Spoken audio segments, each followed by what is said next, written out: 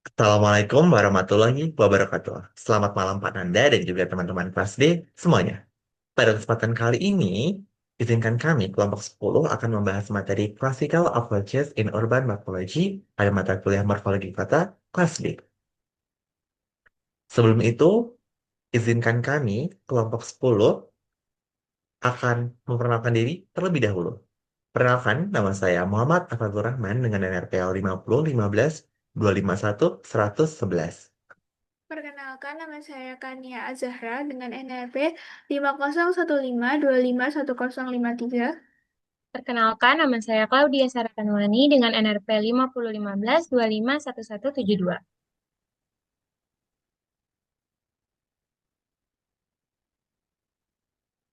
Selanjutnya, adapun outline pada pembahasan materi kali ini.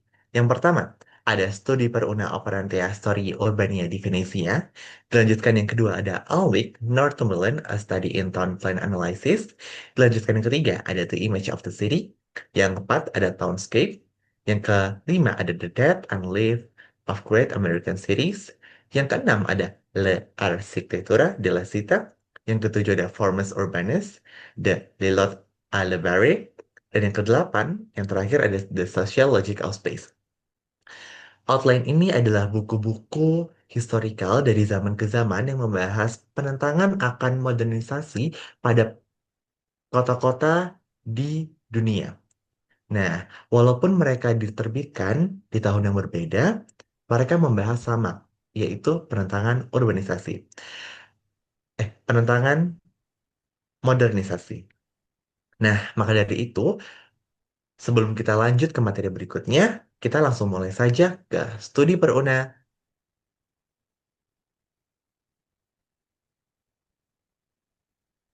studi peruna operantio storia urbana.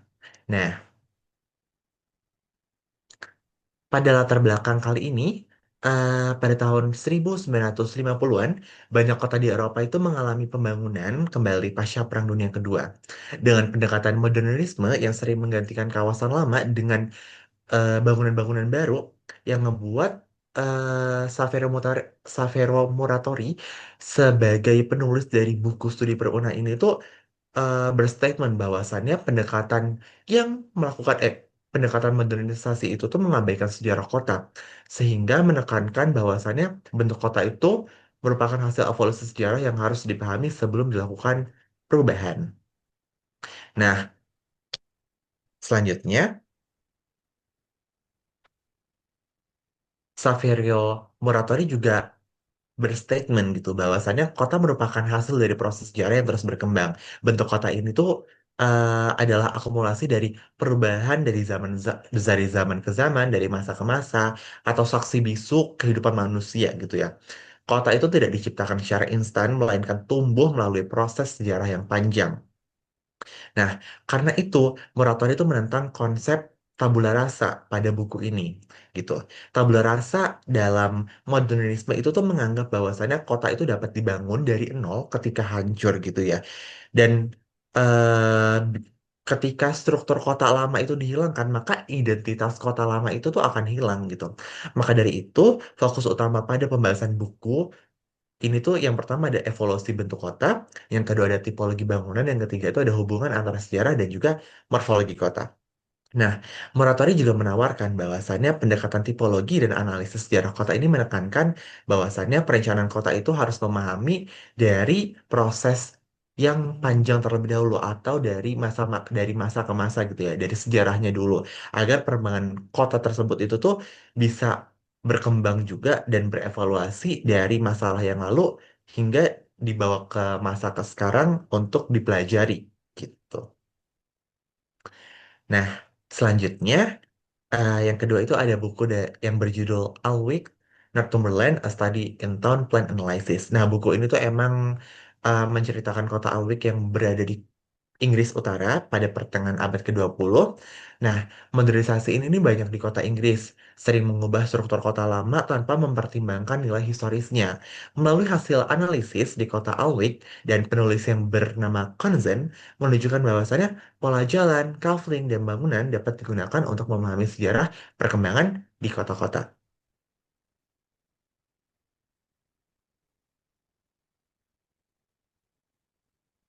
Nah, menurut konsen itu sendiri, bentuk fisik kota itu merupakan rekaman perkembangan sejarah dari masa ke masa yang dapat dianalisis melalui struktur morfologinya.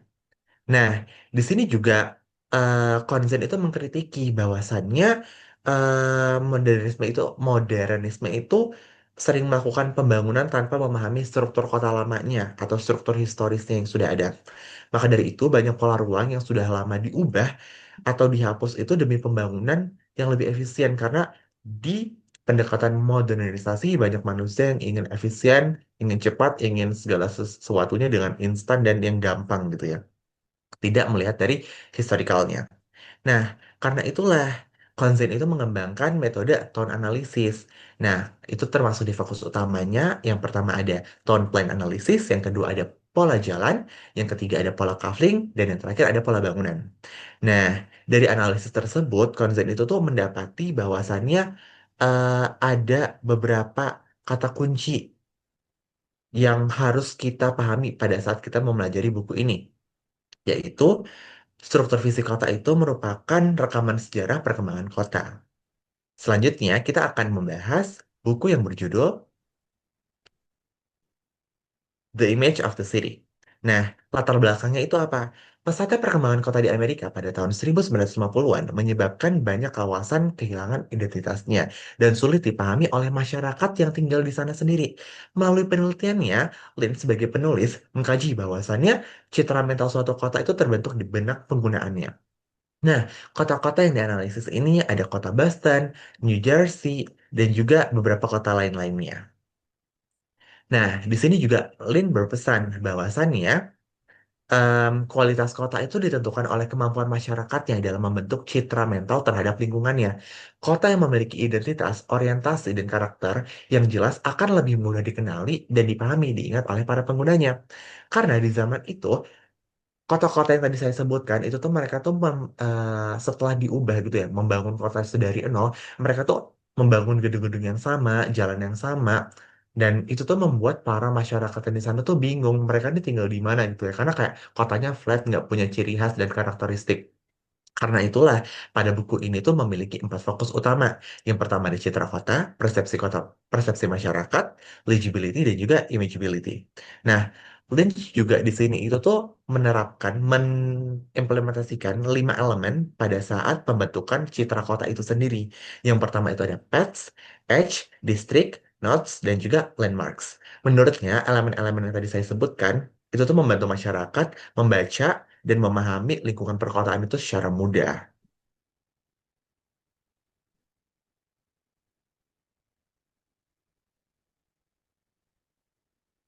Oke, next ada buku Townscape, di mana di sini pada tahun 1961, buku ini dilatar belakangi oleh kritik terhadap pembangunan kota pasca Perang Dunia Kedua, yang kota-kotanya itu cenderung kaku, monoton, dan juga terlalu mekanis akibat pengaruh dari modernisme. Nah, permasalahan pada era tersebut membuat kota itu kehilangan karakter visual dan juga terasa dingin bagi manusia. Intinya itu setelah perang selesai, kota Inggris dan juga negara Eropa lainnya buru-buru untuk membangun kota yang telah hancur. Nah, pembangunan tersebut itu menjadi membosankan karena terlalu mengandalkan secara modernisme gitu. Sehingga kota-kota itu mulai kehilangan karakter yang unik dan juga keindahan dari kota tersebut. Next.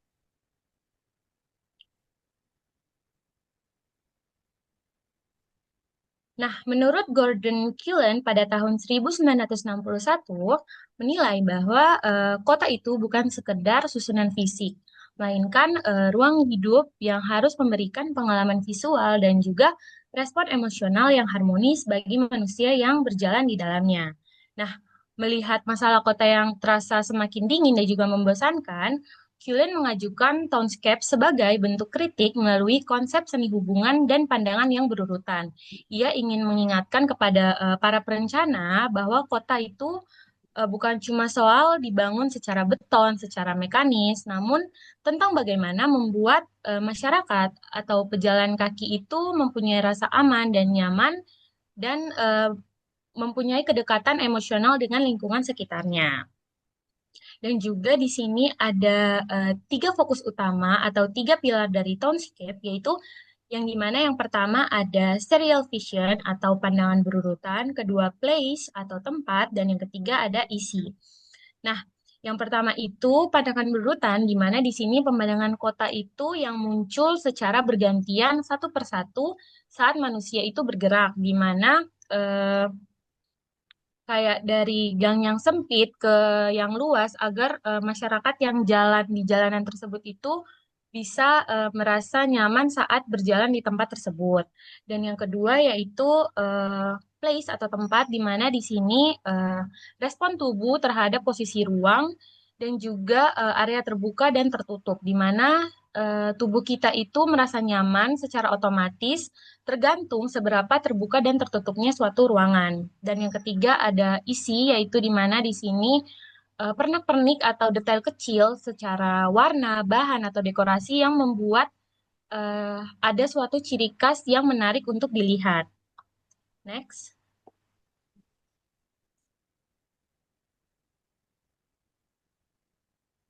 Next ada buku yaitu The Death and Life of Great American Cities, di mana di sini dilatar belakangi oleh kritik keras terhadap perencanaan kota modern akhir tahun 1950-an yang cukup kaku dan juga terlalu teoritis di atas kertas, sehingga membuat dan mengabaikan realitas sosial di lapangan. Nah, permasalahan di era tersebut membuat kota itu menjadi kehilangan fungsi humanisnya karena para perencana itu mengabaikan aspek keamanan jalanan, interaksi antar warga, dan juga hilangnya dinamika komunitas sosial. eh, di mana di sini kritiknya itu perencanaan terlalu kaku dan juga teoritis, mengabaikan tentang keamanan jalanan dan juga dinamika sosial. Nah, ide yang ditawarkan dari John Jacobs yaitu ada dua, yaitu solusi kota sebagai laboratorium hidup, di mana perencana itu harus menguji teori secara langsung dan juga secara induktif. Dan yang kedua, mendorong inklusivitas, yaitu perencana harus menghidupkan kota lewat ruang publik yang mendukung aspek sosial dan juga ekonomi masyarakat. Nah, next.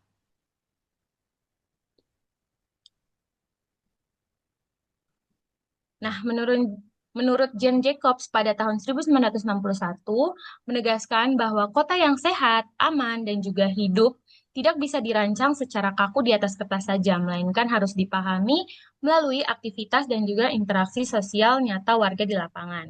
Fokus utamanya yaitu ada empat. Yang pertama ada perilaku sosial, perilaku ekonomi, dan juga dekandensi dan regerensi, dan juga yang keempat rekomendasi perubahan, di mana di sini yang pertama yaitu perilaku sosial atau keamanan jalanan, di mana kita itu pasti lebih merasa aman dan juga nyaman ketika kita berjalan di tempat yang ramai dan juga banyak orang dibandingkan kita jalan di jalanan yang cuman ada rumah-rumah dan cukup tidak banyak penghuni.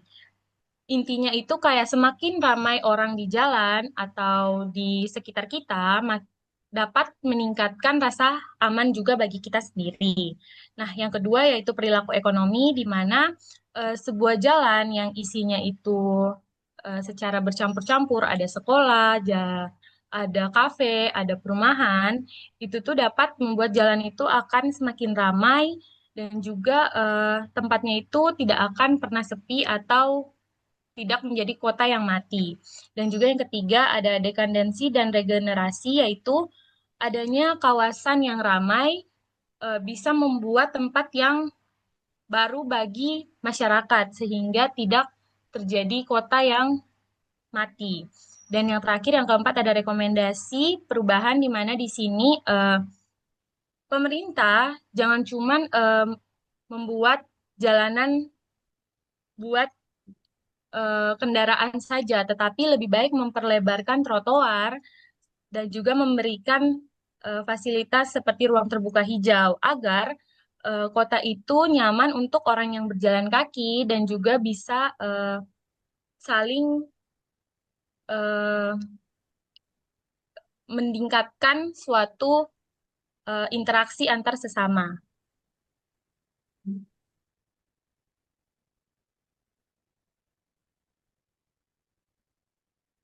Nah, yang selanjutnya ada buku L'Architettura della Città oleh Aldo Rossi yang diterbitkan pada 1966.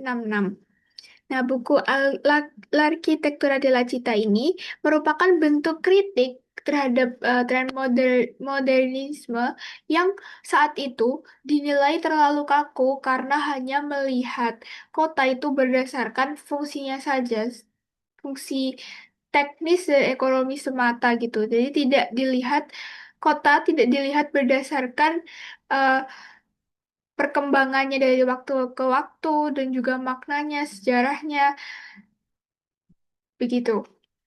Selanjutnya,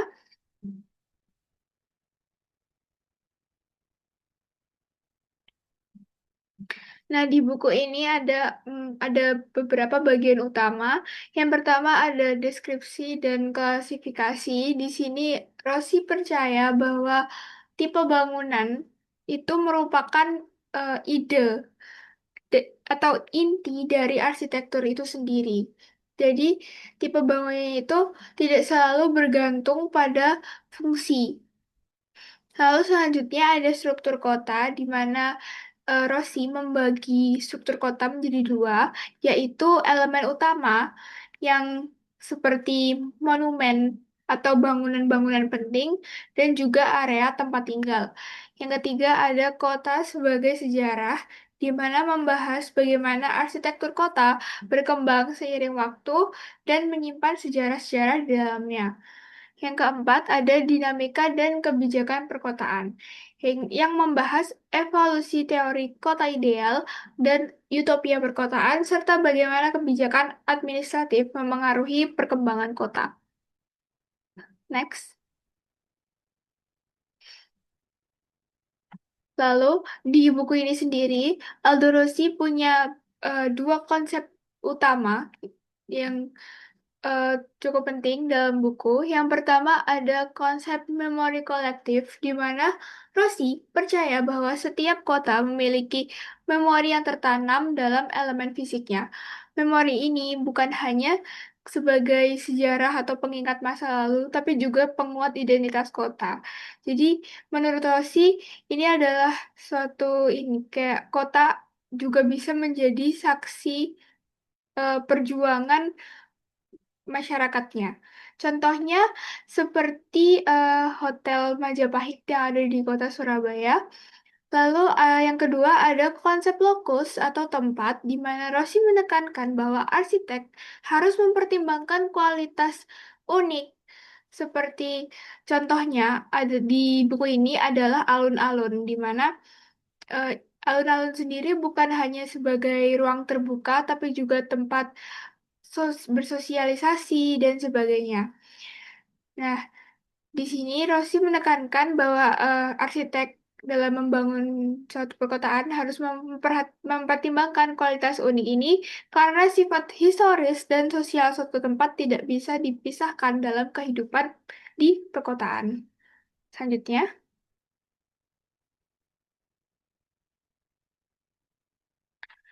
selanjutnya ada buku Forms Urbains de Lo Alabar.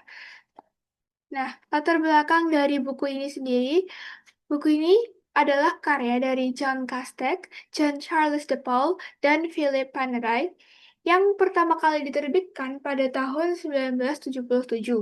Nah, ketiga penulis tersebut berasal dari École d'Architecture de Versailles dan memiliki keterkaitan erat dengan tradisi arsitektur Italia. Nah, inti dari buku ini adalah tentang pengikisan atau hilangnya organisasi keruangan yang terdefinisi dengan baik. Nah, di buku ini, para penulis ini eh, berbicara tentang pengikisan atau kayak hilangnya blok kota-kota Eropa klasik.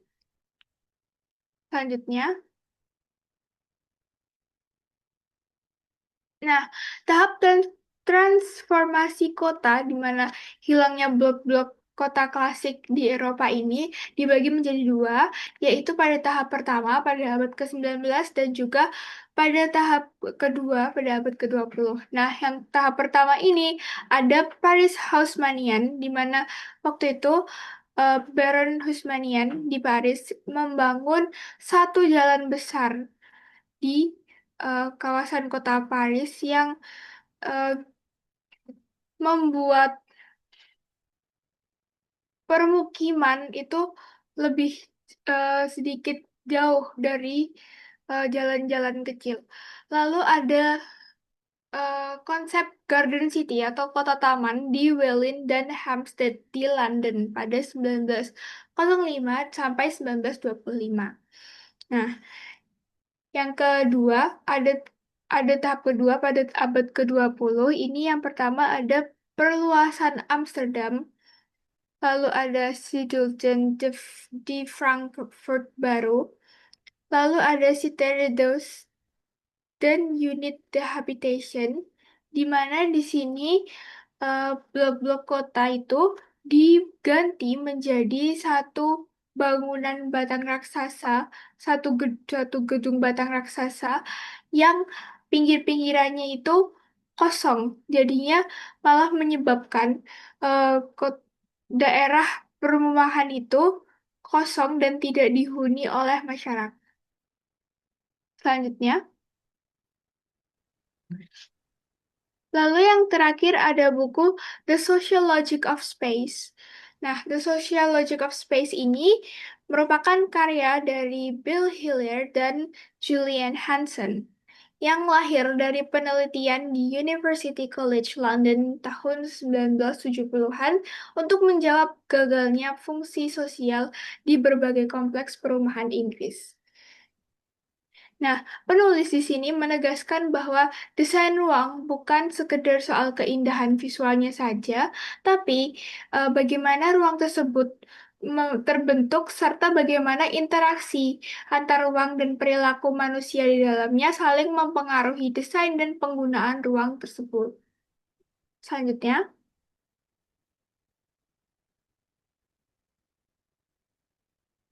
nah, inti dari buku ini sendiri adalah letak ruang dapat mempengaruhi perilaku dan interaksi manusia.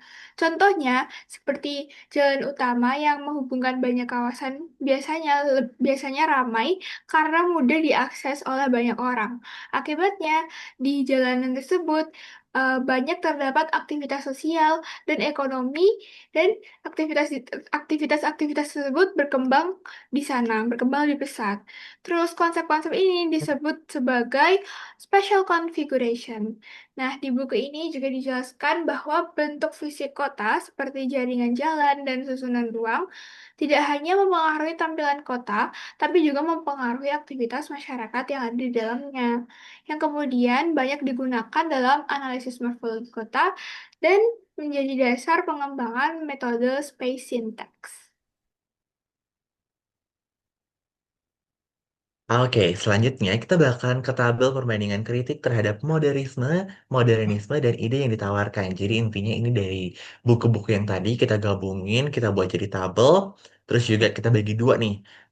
Ada penolakan terhadap modernisme dan juga ide yang ditawarkan dari buku dan juga sang penulis itu apa. Nah, dari buku yang pertama, Per una operante storia urbana di Venezia, Saverio Moratoria pada tahun 1959, eh Muratori itu menolak bahwasannya modernisme itu sering sering mengabaikan sejarah kota yang membuat kota itu seharusnya yang sebagai hasil evolusi yang panjang sehingga perencanaan itu harus memahami perkembangan historis dan juga tipologi yang sudah terbentuk.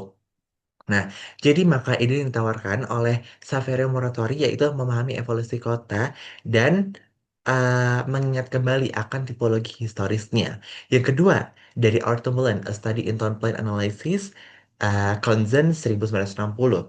Nah, di sini juga penolakan terhadap modernisme ini berupa menghapus struktur kota lama yang menyimpan jejak perkembangan kota.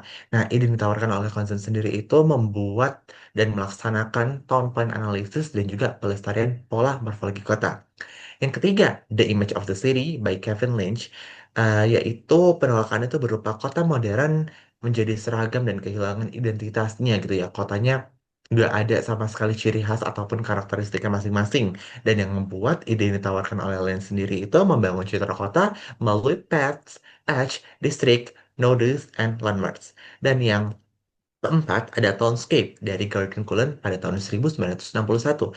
Kota modern itu terlalu fungsional sehingga kehilangan kualitas pengalaman ruang. Dan ide yang ditawarkan itu berupa serial vision dan desain kota yang berorientasi pada pengalaman visual manusia. Nah, selanjutnya akan dijelaskan oleh Claudia. Kania. Baik, yang selanjutnya dari tabel perbandingan ini ada buku The Death and Life of Great American Cities karya Jane Jacobs pada 1961. Penolakannya ini adalah zonasi dan superblok mematikan di kehidupan jalan serta interaksi sosialnya. Nah, ide yang ditawarkan oleh Jane Jacobs ini berupa mixed use, short blocks, diversity, dan eyes on the street. Lalu ada buku L'Architettura della Città karya Aldo Rossi pada 1966 di mana penolakan beliau berupa modernisme ini menurut beliau mengabaikan sejarah, memori, dan identitas kota. Nah, di ide yang ditawarkan oleh Aldo Rossi sendiri, di mana kota itu seharusnya dipahami melalui sejarah, tipologinya, dan memori kolektif. Lalu ada Forms Urbans de Lilo Elaba oleh Jane Kastek. Eh, Jane ini apa sih? Lupa gue, kocak. Kenapa cuma satu di sini?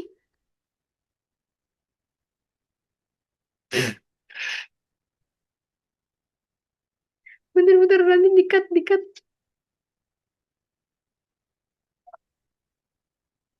Apa sih namanya? Siapa sih nama dia? Yang mana sih? Ini. Informasi ini, Kak? Iya, ada tiga jari ini. Udahlah, nggak apa-apa lah. Udahlah, biarin aja. Ah ya udah ini aja ini dan teman-teman gitu ya. Udah balik lagi deh.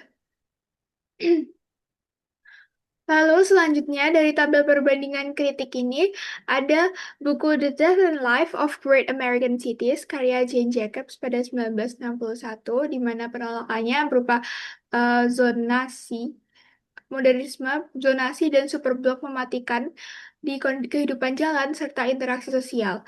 Lalu ide yang ditawarkan beliau berupa mixed use, short blocks, diversity, dan eyes on the street.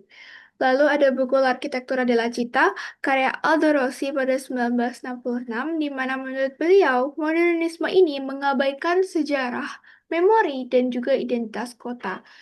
Lalu ide yang ditawarkan beliau berupa kota ini seharusnya dipahami melalui sejarah, tipologinya, lalu ada memori kolektif. Lalu yang selanjutnya ada Forms Urbans dari Lotalaba yang di eh, karya dari Philip Panerai dan teman-teman pada 1977 di mana terdapat penolakan dari blok-blok modern dan juga pengikisan dari blok-blok klasik khas dari bangsa-bangsa di Eropa yang merusak struktur kota-kota tradisional.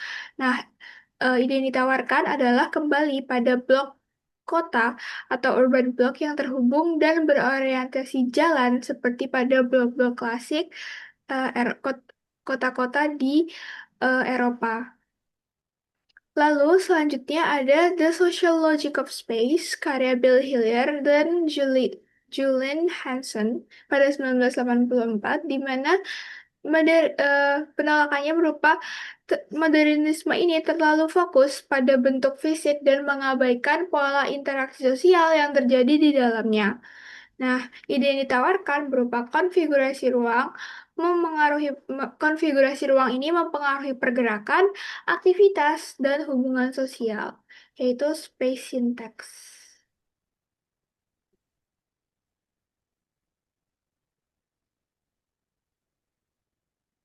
Nah, teman-teman, jadi kesimpulan yang bisa kita ambil dari buku-buku yang telah kita presentasikan yaitu pendekatan klasik menolak pandangan modernisme yang melihat kota itu sebagai mesin yang dapat dirancang secara universal dan efisien. Sebaliknya, mereka memandang kota sebagai organisme hidup yang terbentuk oleh sejarah, identitas, pengalaman ruang, dan interaksi sosial masyarakat. Sekian, itulah hasil presentasi kami dengan materi Classical Approach in Urban Morphology. Kurang lebihnya, mohon maaf. Wassalamualaikum Terima warahmatullahi kasih wabarakatuh. wabarakatuh.